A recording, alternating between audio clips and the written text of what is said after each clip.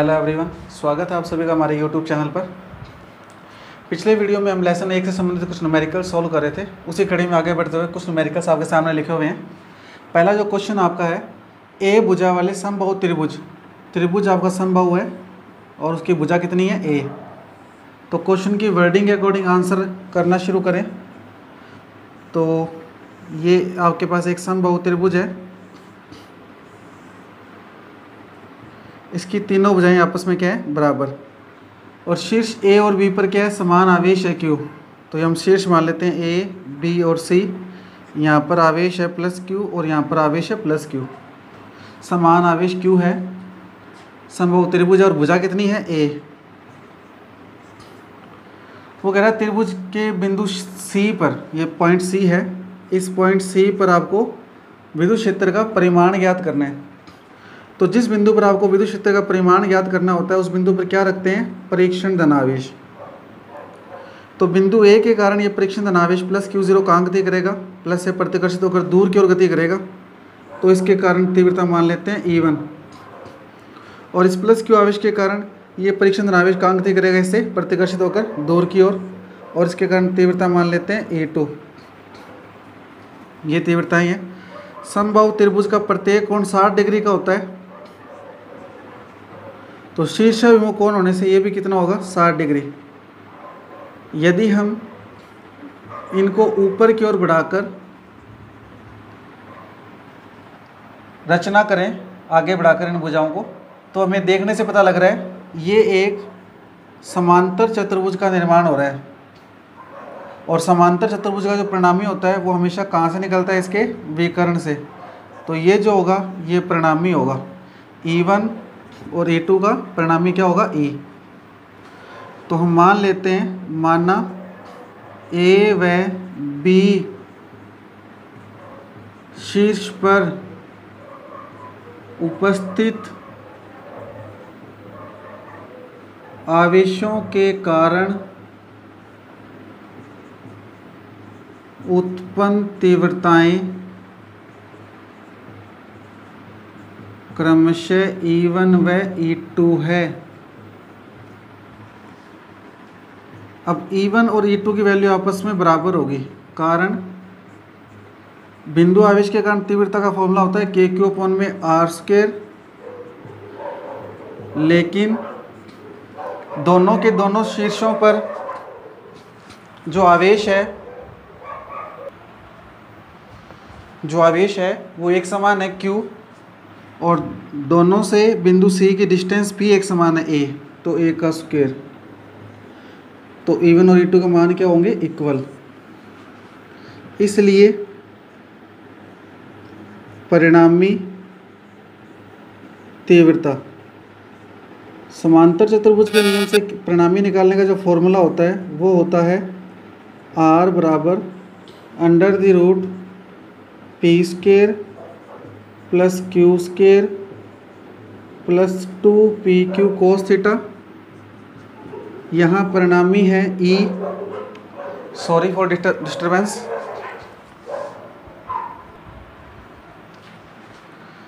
तो समांतर चतुर्भुज के नियम से परिणामी का जो फॉर्मूला होता है वो होता है R बराबर √P² plus Q² plus 2PQ cos theta. तो यहाँ P की वैल्यू है E1, तो E1 का स्क्वायर, Q की वैल्यू है E2, E2 का स्क्वायर, 2E1 E2 cos 60। क्योंकि E1 और E2 के बीच में कोस एंगल कितना बन रहा है, 60 का। 60 कैसे है, समबाहु त्रिभुज के तीनों कोणों बराबर होते हैं, 60 60 60। और शीर्षाभिमुख कोण से ये भी कितना हो जाएगा, 60। बाय वन से हम क्या रख सकते हैं, E1 और E2 की वैल्यू बराबर है, तो हम E2 की जगह भी E1 ही पुट कर देते हैं। तो E1² plus E1² plus 2E1 into E1 cos 60। और cos 60 की वैल्यू होती है 1/2, 2 से 2 कैंसल।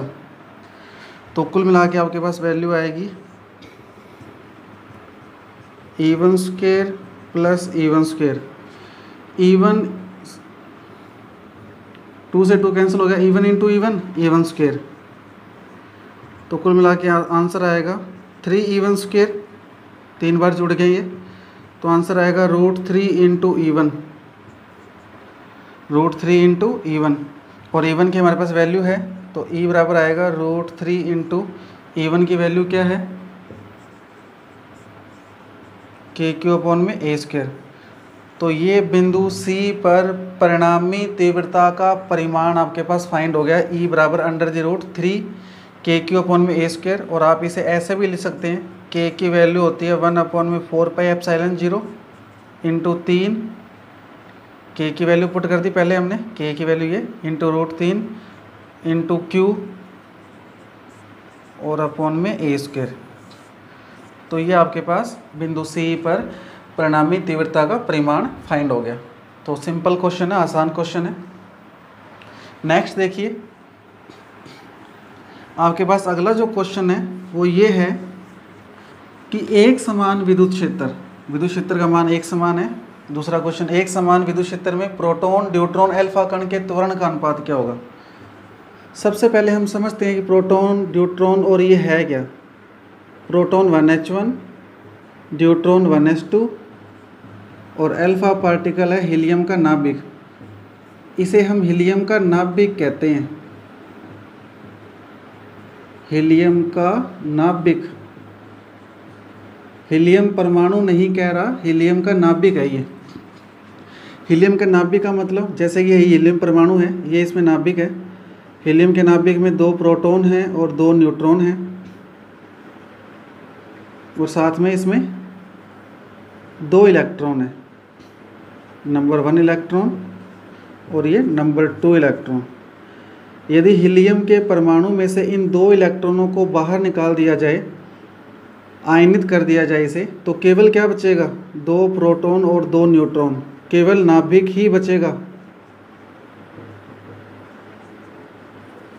तो हीलियम परमाणु से दोनों इलेक्ट्रॉनों को बाहर निकाल दिया जाए तो शेष जो बचता है वो हीलियम का नाभिक होता है, और हीलियम का नाभिक है 2He4+2।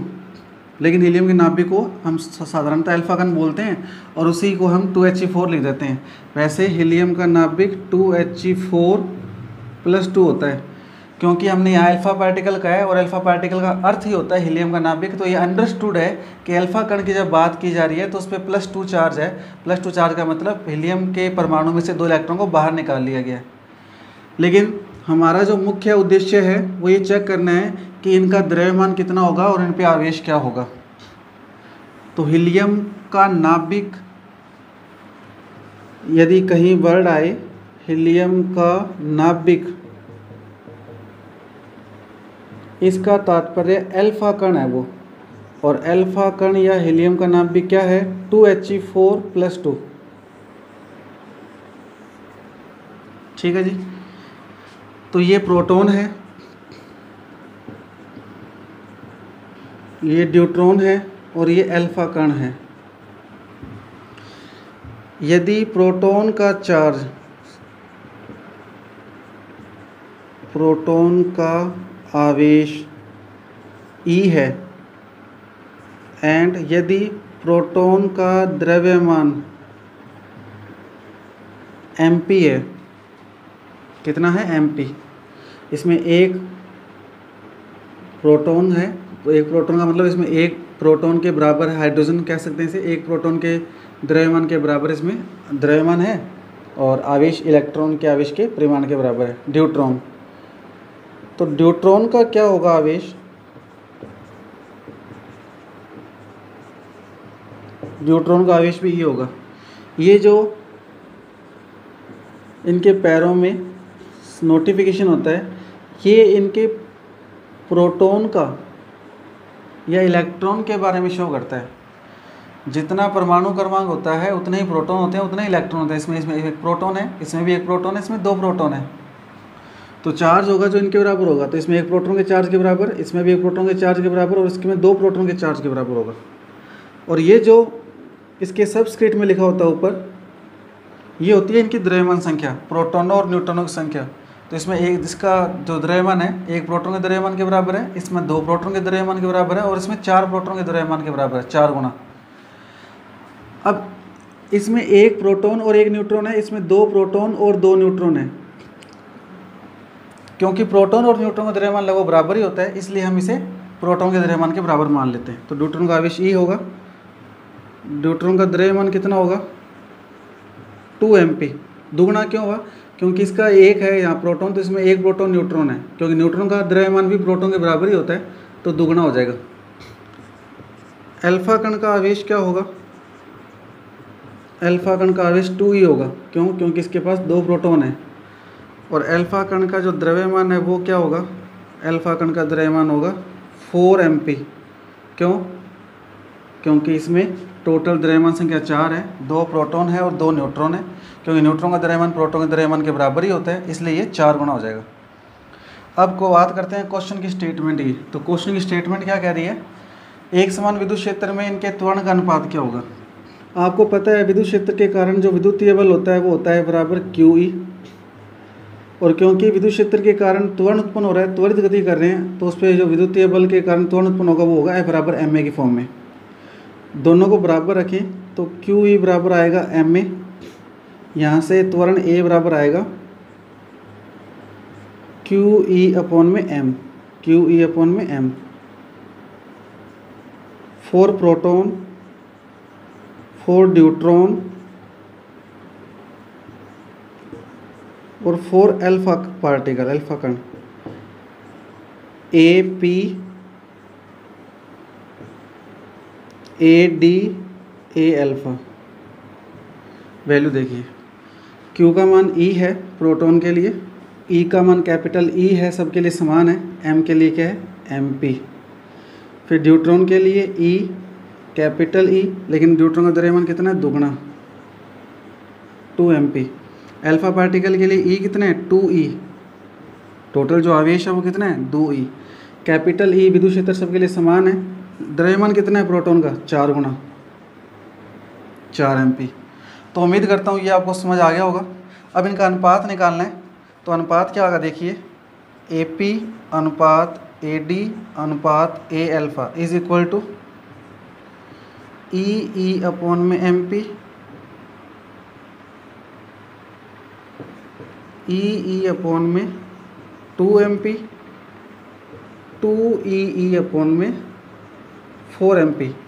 कॉमन है इसमें E अपॉन में MP, ये कॉमन है, तो इन्हें अगर हम कॉमन को छोड़ें तो 1 अपॉन में 1 अनुपात 1/2, ये कैंसिल होगा तो 1/2। 2 से मल्टीप्लाई करें, सरल अनुपात निकालें तो 2 अनुपात 1/1, 2 अनुपात 1/1 इसका आंसर आएगा। हमने इन तीनों का अनुपात निकालना था, त्वरण का वैल्यू पुट करी, वैल्यू पुट करने के बाद अनुपात निकाला, सरल अनुपात निकाला तो 2:1:1 आएगा।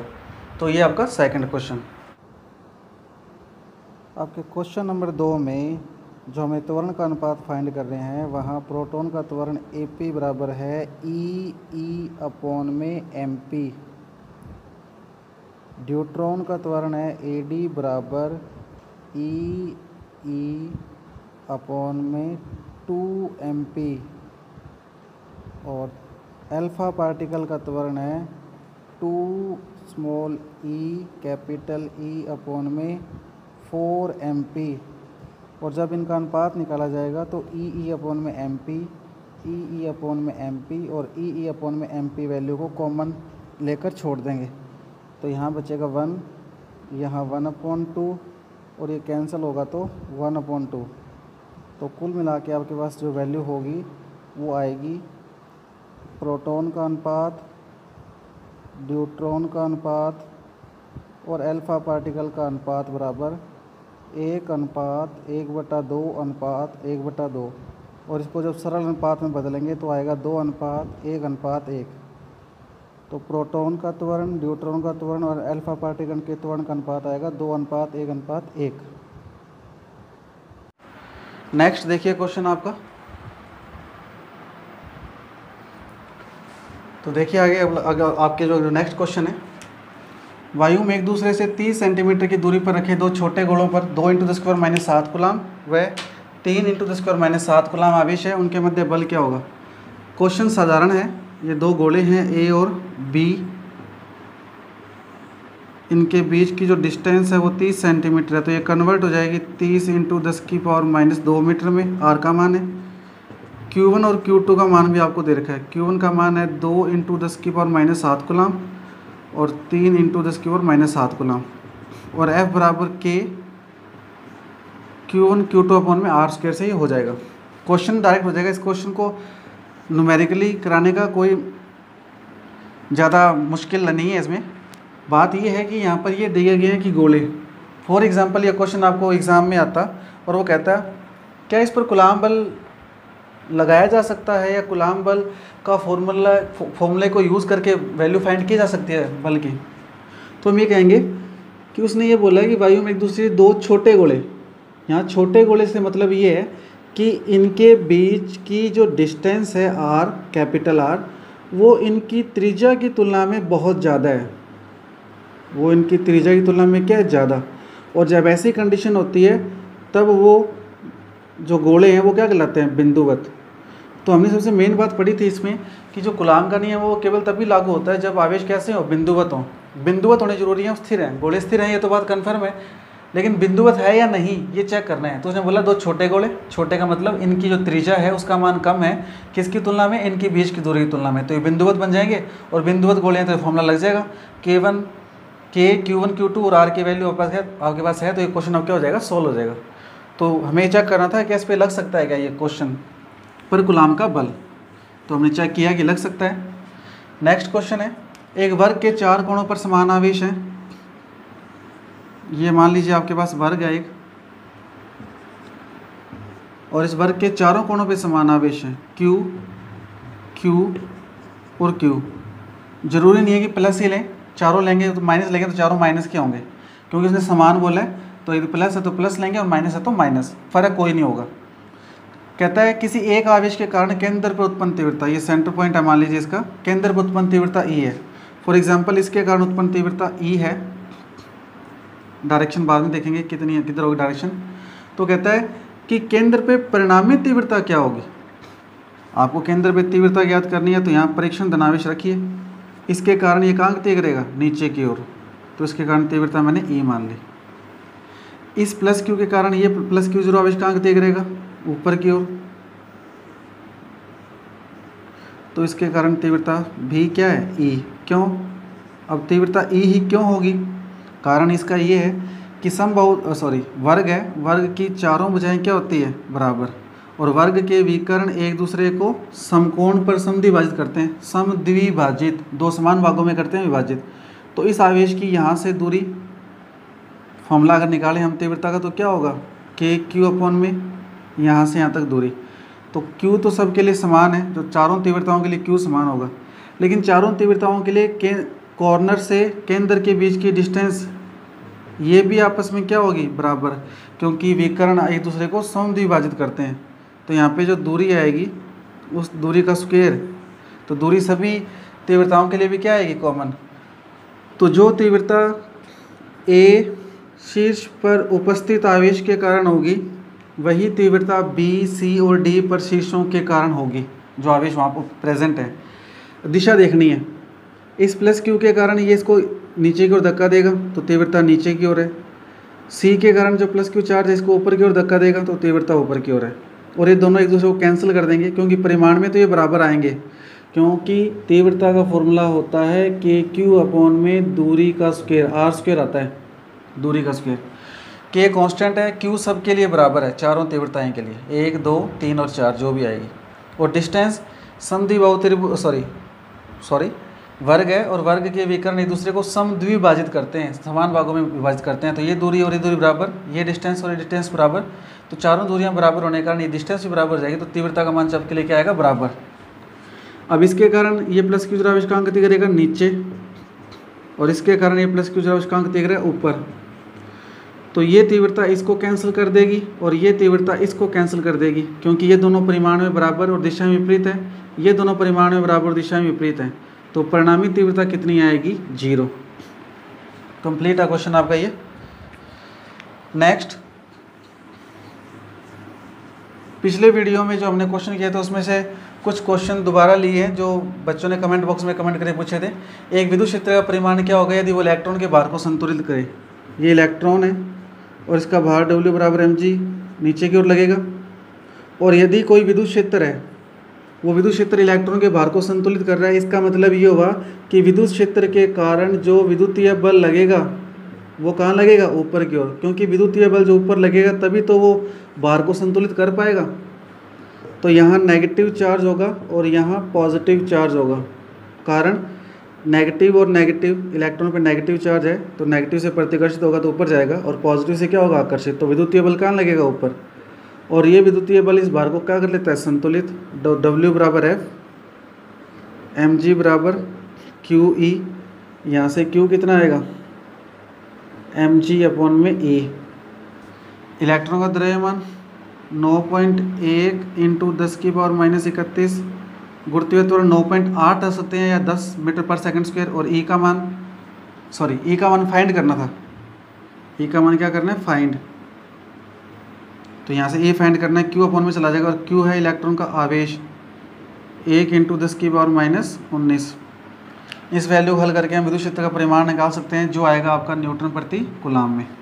तो ये क्वेश्चन आपका नेक्स्ट है, एक ऐसे कण का उदाहरण बताइए जो आवेश रहित होता है और विराम द्रव्यमान जिसका शून्य होता है।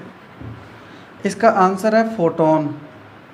इसकी विस्तृत चर्चा तो हम लेसन नंबर 13 में करेंगे जब हम फोटो इलेक्ट्रिक इफेक्ट का अध्ययन करेंगे। फोटोन जो है प्रकाश को ही कहते हैं। प्रकाश जब कणीय प्रकृति दर्शाता है, कण रूप दर्शाता है, तो उस स्थिति में ऊर्जा के छोटे छोटे पैकेट्स के रूप में प्रकाश को माना जाता है और उसे फोटोन कहा जाता है। और फोटोन पे किसी भी प्रकार का कोई चार्ज नहीं होता, तो फोटोन आवेश रहित कण है। और फोटोन जब गति करता हुआ किसी बॉडी से टकराता है तो वो अपना समस्त संवेग और समस्त द्रव्यमान, सारी ऊर्जा उस बॉडी को ट्रांसफ़र कर देता है, जिससे कि वो वहाँ जाके स्थिर हो जाता है। क्योंकि उसने अपना समस्त द्रव्यमान और ऊर्जा और संवेग ट्रांसफ़र कर दिया है बॉडी को, तो उसका खुद का अस्तित्व समाप्त हो जाता है, जिसे हम कहते हैं विराम द्रव्यमान शून्य हो जाता है। तो फोटोन एक ऐसा पार्टिकल है जो आवेश रहित है और जिसका विराम द्रव्यमान भी क्या होता है, शून्य होता है। लेसन फर्स्ट से संबंधित जितने भी टाइप्स के न्यूमेरिकल थे, सभी टाइप्स के 3-3, 4-4 न्यूमेरिकल आपको यहाँ करवा दिए गए हैं। ये हमारा न्यूमेरिकल्स का चौथा वीडियो है। इसके पश्चात भी यदि कोई न्यूमेरिकल आप लोगों का शेष रहता है, आप लोगों को कन्फ्यूज़न है, तो आप कमेंट बॉक्स में कमेंट करके पूछ सकते हैं। अब हमारा कल का जो वीडियो होगा वो हमारा लेसन 2 का होगा। तो कल हम लेसन 2 शुरू करेंगे नए वीडियो में। इससे पिछले वीडियो में हमने लेसन फर्स्ट कंप्लीट कर लिया है और 4 एक्स्ट्रा वीडियो के अंदर हमने सारे न्यूमेरिकल सभी टाइप के कर दिए हैं। फिर भी कोई अगर न्यूमेरिकल शेष रहता है, आपको समझ नहीं आ रहा है, तो आप कमेंट बॉक्स में कमेंट करके पूछ सकते हैं। सभी का धन्यवाद। शुभ रात्रि आप सभी को।